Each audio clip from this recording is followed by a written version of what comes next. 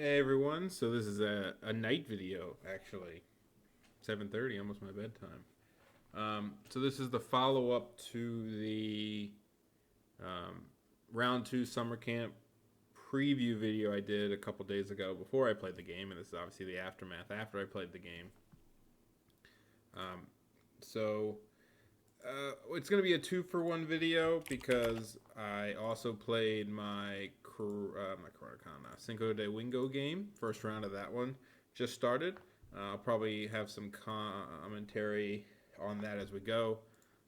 I'll talk about my first game here. It kind of helps that the armies were similar in style. As you can see, the list on the right and the KOE list I played against. But also, we played on the same map, so I can use the same UB board to show you guys what it is. Did not take pictures again. I'm going to just not promise to ever take pictures. You're going to have to just listen to me talk because when I'm playing games, honestly, I did not think about it. I mute all my discords. I just kind of focus on the game and don't like doing all the extra things because I think it distracts from playing. So we'll start with the KOE since I talked about that game in the last video, and if you guys were good listeners, you'll have watched it and will now be here. So this is the board we played on. Technically, this hill's a little bit smaller than what I played on since Ben Mitchell made new ones in a good way. And so I was bottom this time, and I believe I was big center. Big flanks. I was big flanks. So let's load up that in circle. Yes. So I was, and on the other round, I was the opposite. I was top side. So we were playing spoils in this particular game.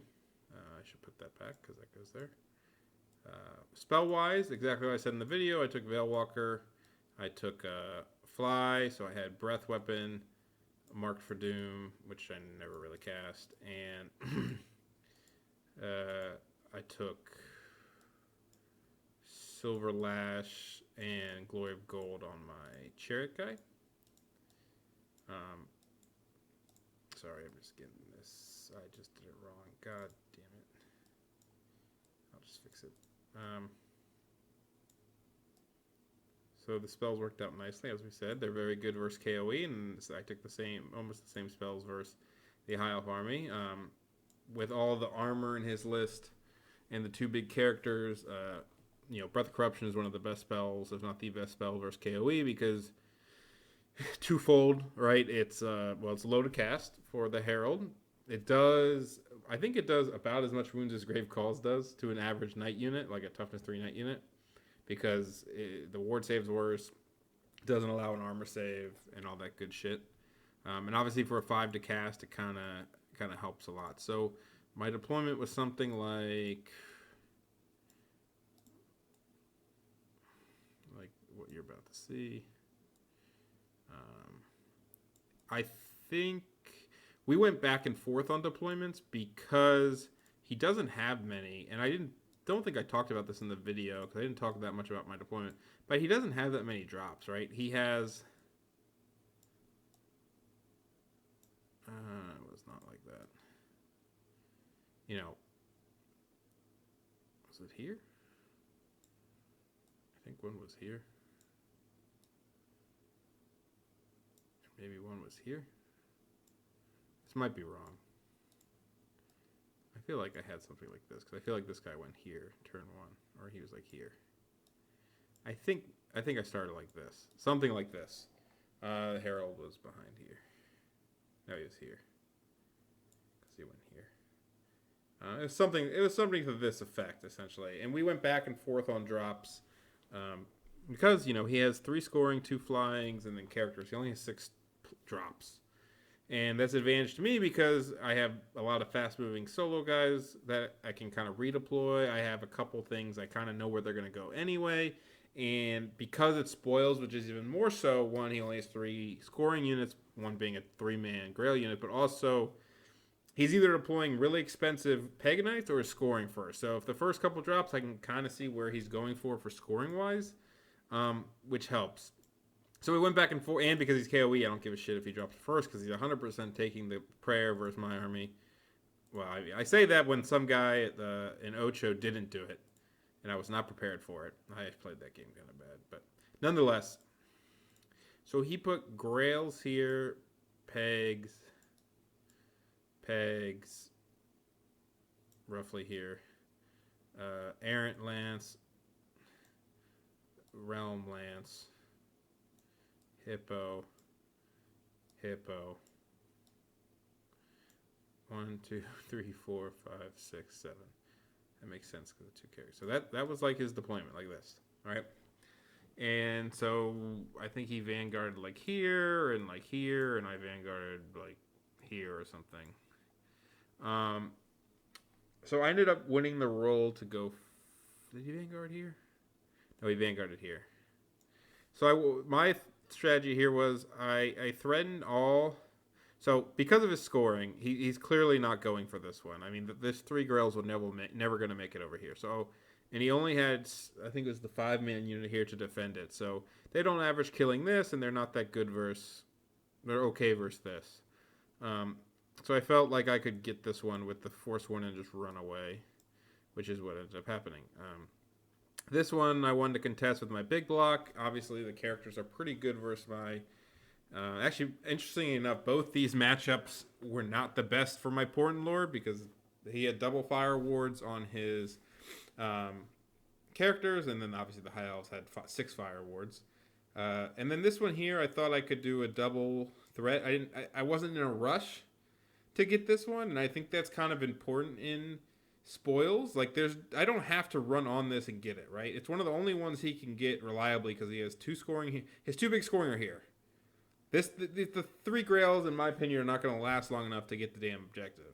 So all I need to do here is threaten it. I don't have to walk on a turn 1. There's no rush. I just have to. He has no chaff. I have to make sure he has to either put a lot of effort into going over there, maybe with griffins and the big lance or the pegs, or just eventually get it at the end of the game. So unfortunately, I'm gonna have to keep drawing lines because I put his units down like this. But we can talk about the important stuff that kind of went down. So like turn 1, it was like this. I think it was like this. I was out of line of sight of this. I was in range of the grails, obviously. I think this went something like this. To protect this, if it charged here, I could counter it. They couldn't see this guy for whatever thing. This kind of milled up. This kind of walked up. This went behind the hill where nothing could see it. I think this peg I might have been over more. This went over here so that it could see. I guess the grails were over to the left more. I guess these characters were a little like here and here. I wanted to be able to see the Grail Knights and not be charged by anything. I was kind of far back.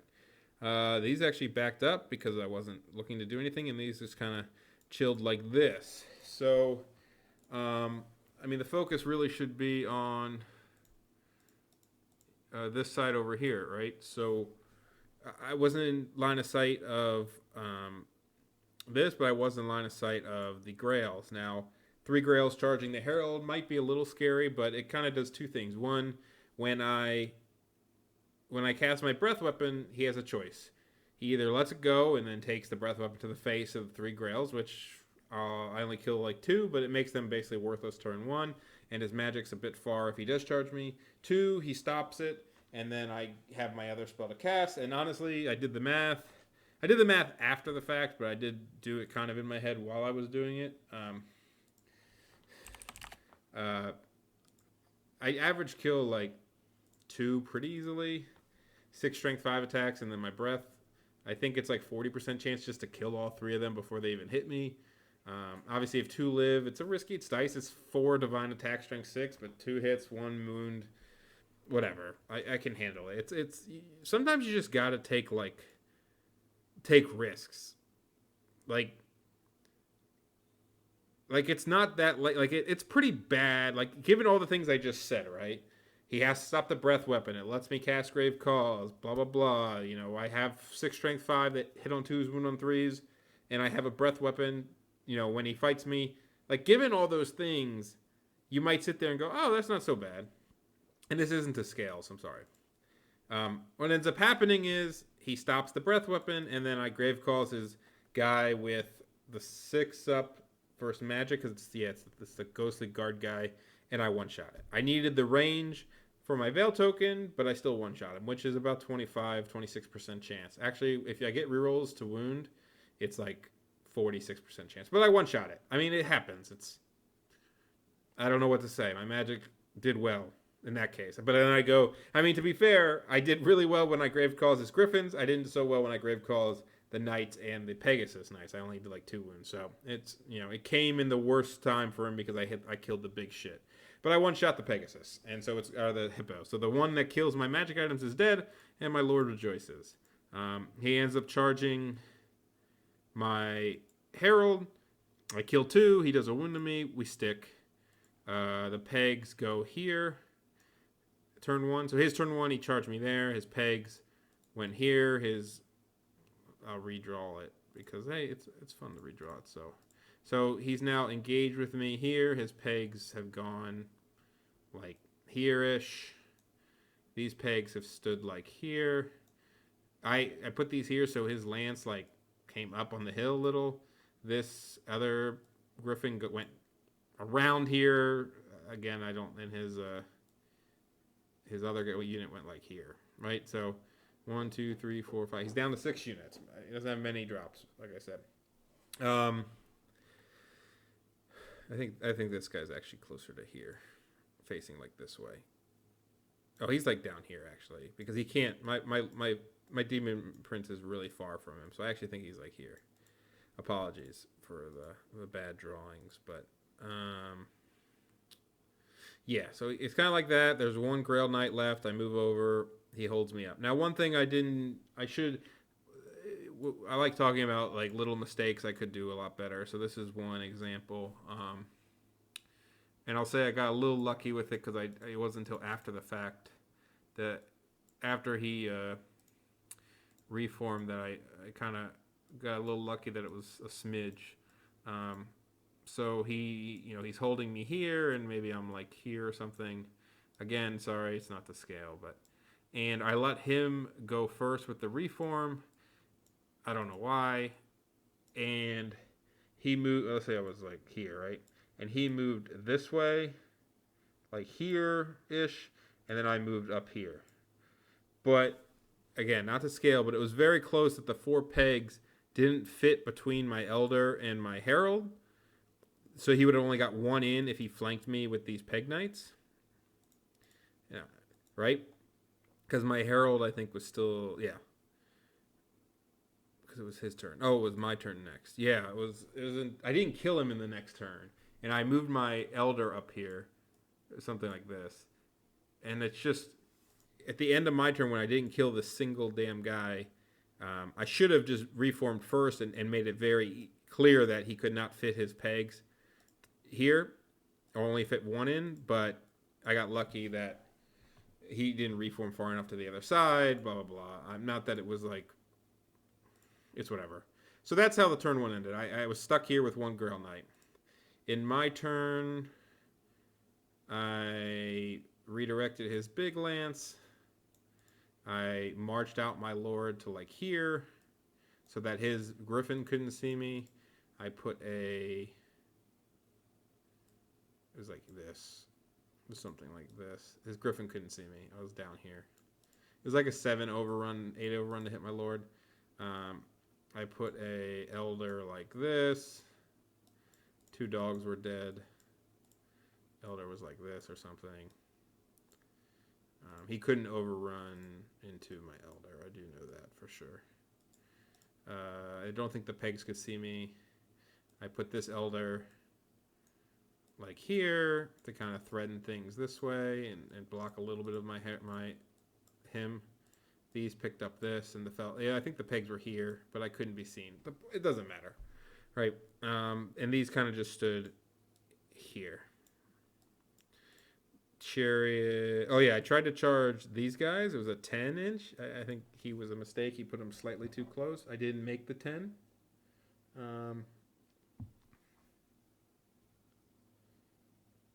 Yeah. Sorry, I was just was answering something. I didn't make the 10, but I thought it was worth the risk. It's an 800-point unit. If I charge it, he has no support because this blocks him. I think 3 had died. So whatever. 3 are dead. This blocks him. And so if I make it, it's a hatred with fear, with charge versus 4-up strength guys. I think I can beat him. But I failed, and I went here. I turned here. I came. It was like something like this. To prepare if my Feldrax hold, or if he overruns not too far, I can try to catch him. Or something like this, right? So this is what it looks like. I don't kill. Nothing was fighting except this. In Magic, I do a couple wounds to Peg Knights. I don't kill the Grail Knight I'm fighting, which sucks. I did like 6 wounds, but he made like all the saves. It happens. And so this is probably back like this, actually. I know this guy could fit through the gap. Yeah, something like this. So you kind of see where his shit is, and this is where kind of shit gets involved real quick this game. So the Peg Knights hit my here. This unit just kind of stands in front. Again, yeah, it moves like here, I think. The Griffin and these Peg Knights charge, so it's Peg Knights and Griffin here, and the Errants charge here. Now, he kind of is forced to overrun with the Errants. It's going to hit my Lord, not this thing, because this guy can see here, and so when my Warriors hold, which is most likely because they're steadfast, he has to block it with like overrunning into my Chosen Lord and then hitting here. And so that's the position we're at. So Magic, he gets Hereditary off here.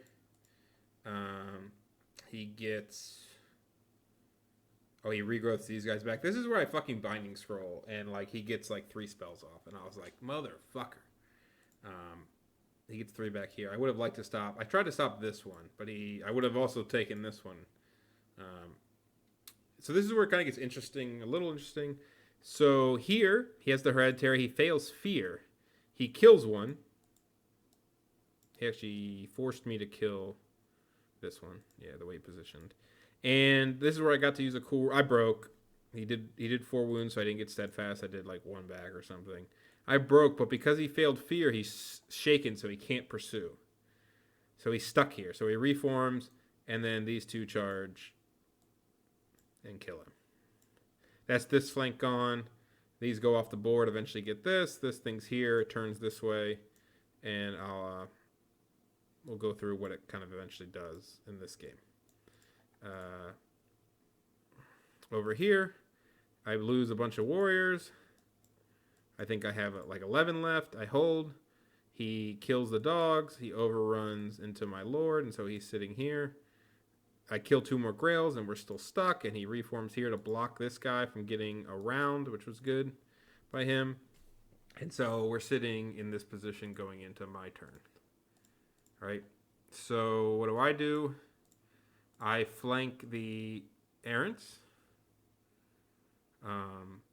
This has already happened. This is the turn I charge this. His lance sitting here, and I put these guys in front of his lance here. And this charges just to fucking get out of here. And it also has like a 10-inch overrun. I guess this is farther. A 10-inch overrun into the flank of his Hippogriff. So what happens? I have a good magic phase as well, where he doesn't stop the Grave Call. He doesn't stop the Breath Weapon, which goes on hits this guy, and he doesn't stop. What else did I get off? Did I get off of Grave Calls? I got the Breath Weapon off. I have no idea what else I got off. I have 0 idea. Because it wouldn't have mattered, right? Yeah, I have no idea what else I got off. Oh, I got Glory Gold off. That's right. I got Glory Gold off to win this fight. Whatever. I also got Breath Weapon. So now we're in an interesting fight here. So I do this combat first. I have an Elder and a Porin Lord, and I have Breath of Corruption. I put it on him because I couldn't be challenged with him. So He ends up doing 0 wounds to me because my Lord is a fucking 1-up rerollable save for strength 5 and 4 impact hits. He doesn't challenge me. I think he should have. I know he wanted the like a billion strength 5 attacks on my guy, but it's just you hit on 5s, you wound on 4s, a rerollable 3-up. It's just not good enough. And the thing was, if I do 6 wounds with all that, with breath, the minute I got Breath of Corruption off, I should challenge. Because if I do 6 wounds, this is no longer steadfast because of this guy in the flank, right? So if I do 6 wounds, he has charge, banner, probably not doing any wounds to me. I'm doing flank, charge, big flank, so I'm up 1 already to start. And if I do 6 wounds, then I'm up by 7. He's auto-breaking at that point. And what the problem was, because this guy was in the flank, the Portent Lord could have actually pursued. It was like 6 inches to hit the rear of his Peg Knights that were fighting in this combat. And sure, his Griffin would do a couple wounds to my guys, but I get rear charge and I'm fucking strength 6 or strength 5 multi wounds to the back of the Peg Knights. It's pretty bad. But I only do 5 wounds. He still has a 9 leadership check on that case, unrerollable. He makes it. Okay, I don't get to fight there. I get some luck here because he needs to kill like 6 warriors to break my steadfast, and he fails to break my steadfast, so he's locked in here. I hit this. I overrun. I don't get the 10 inches. The flank is Hippogriff, which I would have done that combat first. And so this is kind of sitting like this now. So now the Grails are dead. My unit's chilling here. And we're still fighting here. So I killed the Grails, the guys here. Yep, so it's his turn. He charges, so he has a unit here. Pegs are still here. Griffin's still here. And I have like 5 warriors left, or 6. But it's not a big deal. And then his lance is here. So he charges here. I actually flee because he can't redirect into anything. So I go here. He fails to here. Whatever. I think he gets Stone Skin off here. And whatever. Maybe something else. It doesn't matter. So he has Stone Skin here, but I'm strength 6 now. He's only toughness 6. I think I do like 2 or 3 wounds, and he makes the leadership 7, so I don't get to overrun again into it. He does only... There's 2 warriors left. He whiffs again. And I hold. And this had reformed last turn to be here. This had gotten this and walked over here. So now it's my turn. Again, he held me up here, which obviously getting out in this turn would have been fucking fantastic. But instead, we're locked in. I charge here into this lance. In the flank, he flees. He ends up like here, like here-ish. I need like a 18 to get him. I fail, whatever. He's right behind this unit. If I break this unit, this Lord would hit him on like a 7. I have a decision now to make over here. So this is kind of the cool decision, and where I'm going to put a little bit of where I think I didn't like one of my decisions, and we'll talk about why. So it was like this. Imagine these are Peg Knights, not obviously Forsworn. You need a nice 50. Let's do this. Oh, well, we don't need that many. But this is his Griffin, right? And we'll delete these. So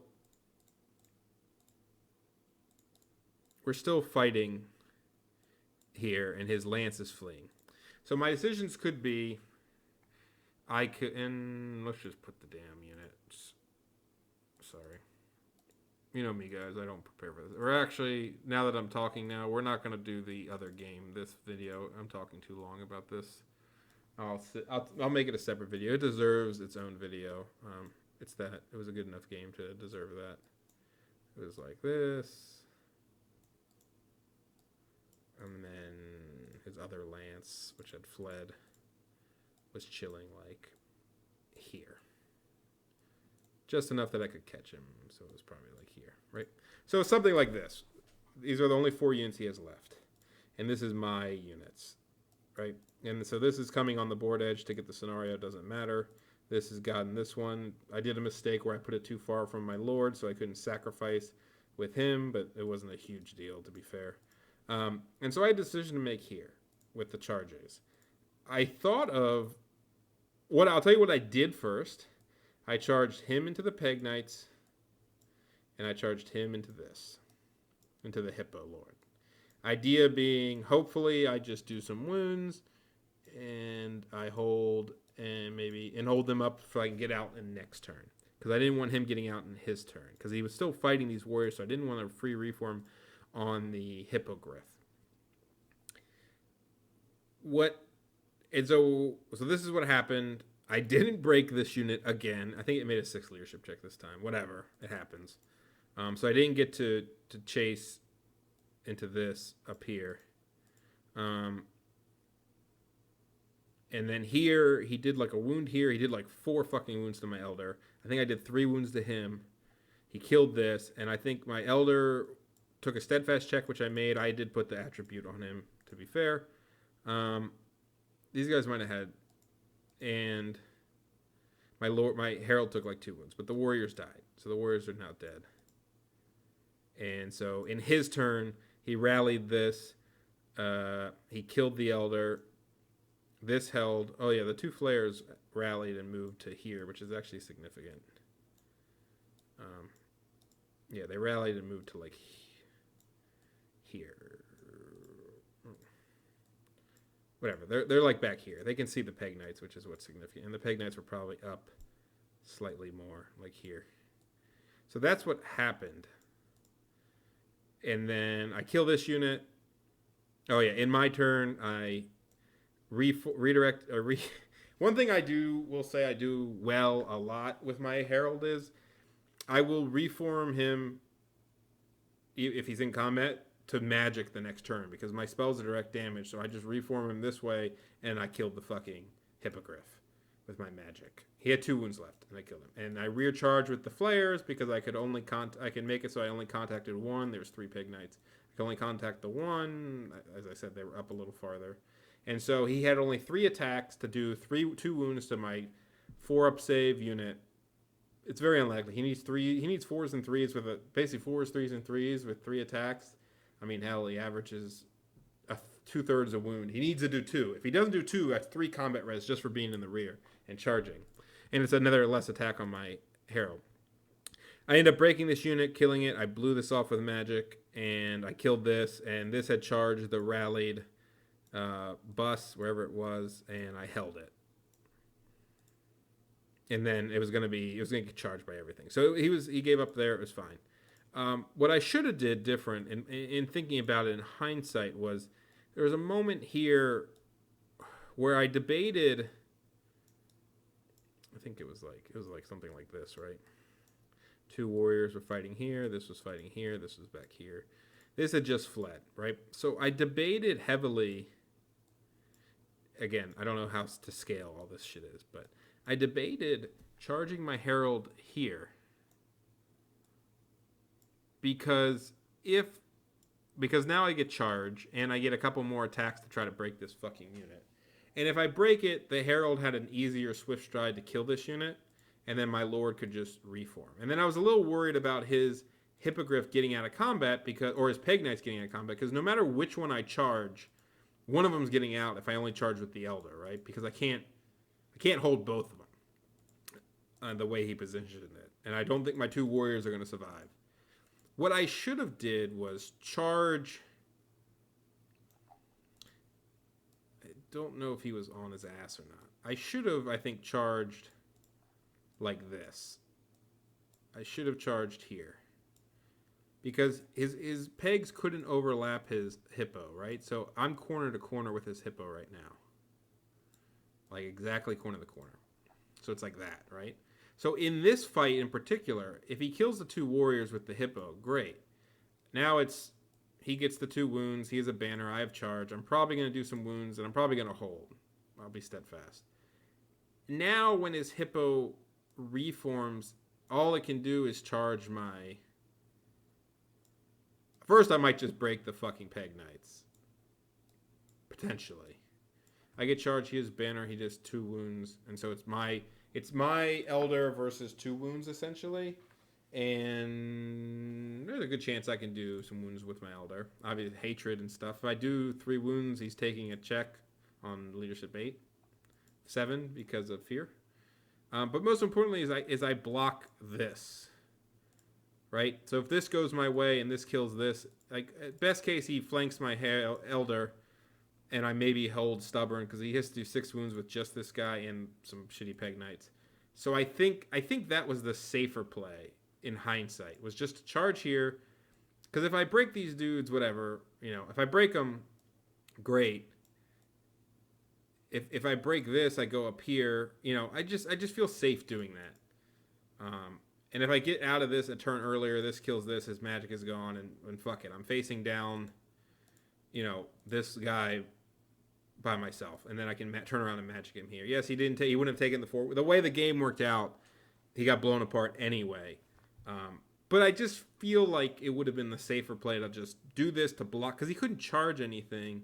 I guess he could have turned like this, and he can see over his pegs. But I don't think anything was really that close, because this guy was back here. And I would have known this beforehand. I thought of the play afterwards. And this guy was here. So I think I could have made it so that he couldn't see anything of value. And if I catch this unit, then maybe I even reform and turn around. So that's the play I think I would have done in hindsight. The play I made was fine. But that's how it goes. I mean, we talked. He knew his list. He doesn't like his list that much. It's no chaff is an issue. Pegs don't do a lot of damage. They can barely break warriors, I think. And they're like fucking 700 to 800 points. So I did get a 20 in the end. I killed enough. Because I would have killed everything. And he didn't. He only killed like, this and the warriors. He would have had to kill a lot more to 20 to get a point. So that's yeah, that's the game. This is a 30-minute video. We'll talk about the high elf game another day. But it was the same map, and it had some cool things happen too. But yeah, real happy with the list. Sitting in first place right now, but people could jump me. So let's see where we're at. We are at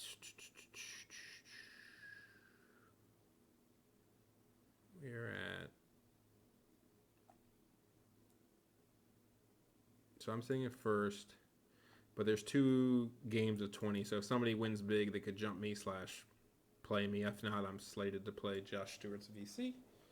I don't really care who I play. Whatever happens, happens at this point. But yeah, that's it. We'll talk about this list another day, and thanks for watching.